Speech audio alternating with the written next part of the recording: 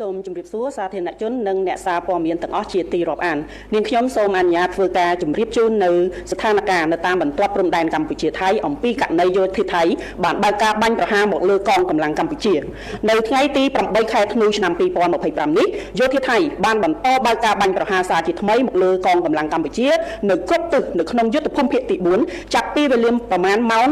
5 និង 4 នាទីព្រឹកការបើកការបាញ់ប្រហារនេះធ្វើឡើងក្នុងតំបន់អានសេះនៅប្រាសាទតាបនធំនៅប្រាសាទព្រះវិហារនៅ5មករានៅចំការជែកនៅមុំ3នៅភ្នំខ្មោចនិងគោល8នៅប្រាសាទតាក្របីនិងប្រាសាទខ្នាក្រោយពីភាគីថៃបានបើកការបាញ់ប្រហារមកលើកងកម្លាំងកម្ពុជានៅវេលាម៉ោង 2:15 នាទីរសៀលកាលពីថ្ងៃទី7ខែធ្នូឆ្នាំ2025កាលពីម្សិលមិញនេះយោធាថៃបានបន្តធ្វើសកម្មភាពបង្កហេតុជាបន្តបន្ទាប់ដោយនៅវេលាម៉ោង 1 នៅវេលាម៉ោង 4:00 នាទីព្រឹករថយន្តធំចំនួន2គ្រឿងរបស់យោធាថៃបានដឹកកងកម្លាំងរបស់ខ្លួនពីភ្នំរ៉ើងចូលក្នុងតំបន់អានសេះនៅវេលាម៉ោង 5:04 នាទីយោធាថៃបានបាញ់ចេញពីខាងលិចផ្សារអានសេះមកលើកងកម្លាំងកម្ពុជាដោយបាញ់កាំភ្លើងដៃចំនួន20ទៅ25គ្រាប់3នៅវេលាម៉ោង 5:19 នាទីយោធាថៃបានបាញ់ចេញពីខាងលិចផ្សារអានសេះមកលើកងកម្លាំងកម្ពុជាដោយបាញ់កាំភ្លើងដៃចំនួន38គ្រាប់4នៅវេលាម៉ោង 5:25 នាទីយោធាថៃបាន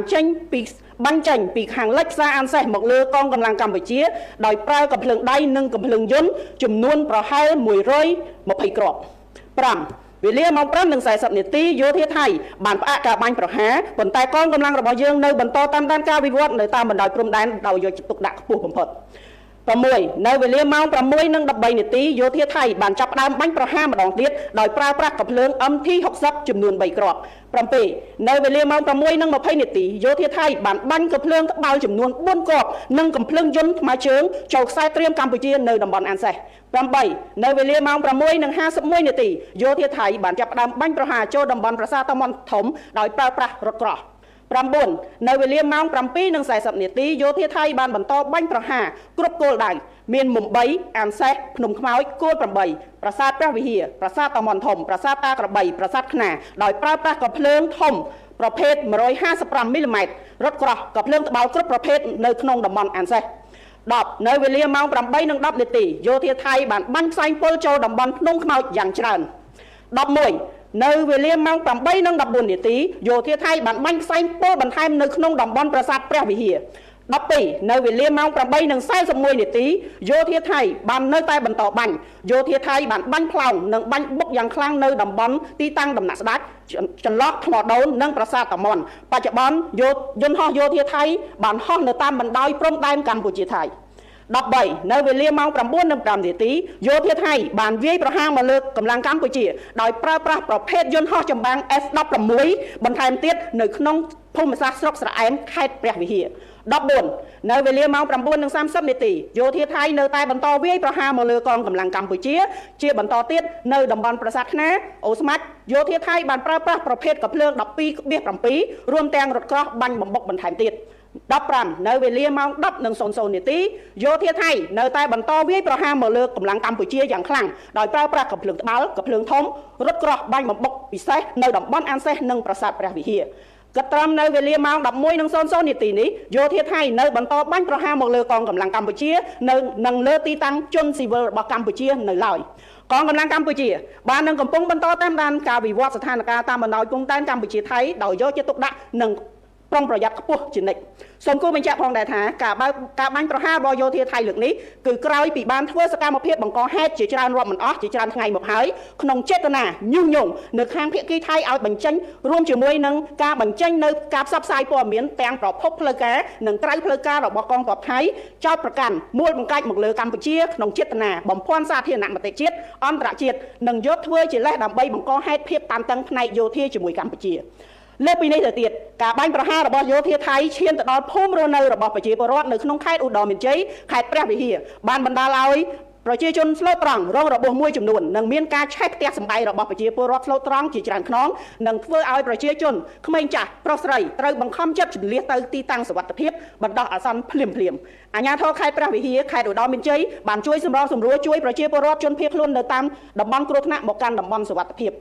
សូមជម្រាបជូនផងដែរថានៅក្នុងហេតុការណ៍ខាងលើកងកម្លាំងកម្ពុជាមិនបានតបតឡើយដោយប្រកាន់ខ្ជាប់នៅបំផុតនៅការគោរពនិងការអនុវត្តបទឈប់បាញ់និងសេចក្តីថ្លែងការណ៍រួមស្តីពីកិច្ចព្រមព្រៀងសន្តិភាពរវាងកម្ពុជាថៃរួមទាំងគោលការណ៍ឯកភាពគ្នារវាងកម្ពុជានិងថៃដោយឈរលើមូលដ្ឋាននៃការដោះស្រាយរាល់បញ្ហាដោយសន្តិវិធីត្រឹមត្រូវនិងស្របតាមច្បាប់អន្តរជាតិ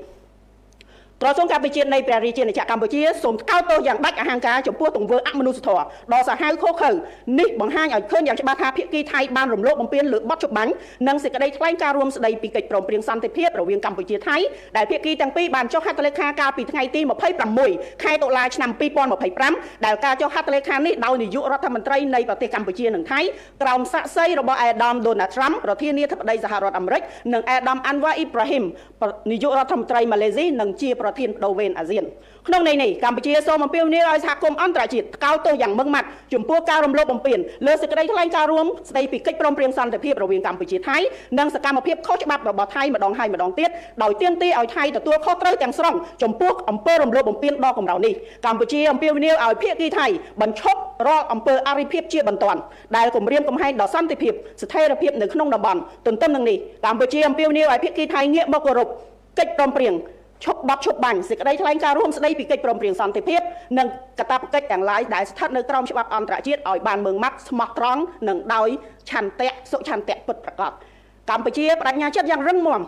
ម៉ឺងម៉ាត់ច្បាស់លាស់ក្នុងការគោរពនិងការអនុវត្តតាមលក្ខខណ្ឌនៃបទឈប់បាញ់សេចក្តីថ្លែងការណ៍រួមស្តីពីកិច្ចព្រមព្រៀងសន្តិភាពរវាងកម្ពុជានិងថៃព្រមទាំងកិច្ចព្រមព្រៀងទាំងឡាយដែលភាគីទាំងពីរបានសម្រេចកន្លងមកប្រកបដោយសុចន្ទៈនិងការទទួលខុសត្រូវខ្ពស់បំផុតកម្ពុជាប្រកាន់ខ្ជាប់នូវការដោះស្រាយជម្លោះដោយសន្តិវិធីស្របតាមច្បាប់អន្តរជាតិក៏ដូចជាសន្ធិសញ្ញាអនុសញ្ញានិងកិច្ចព្រមព្រៀងទាំងឡាយដែលមានស្រាប់ហើយប្រឆាំងនឹងការគំរាមកំហែងប្រើប្រាស់កម្លាំងសម្ដៅស្វែងរកដំណោះស្រាយមួយដែលយុត្តិធម៌ត្រឹមត្រូវយូរអង្វែងនិងស្របតាមច្បាប់អន្តរជាតិអាស្រ័យដោយបានជម្រាបជូនខាងលើសូមសាធារណជននិងអ្នកសារព័ត៌មានជាតិនិងអន្តរជាតិជ្រាបជាព័ត៌មានសូមអរគុណនាងខ្ញុំនឹងធ្វើបច្ចុប្បន្នភាពបន្ថែមទៀតអំពីស្ថានភាពព្រំដែនកម្ពុជាថៃនៅពេលក្រោយសូមអរគុណ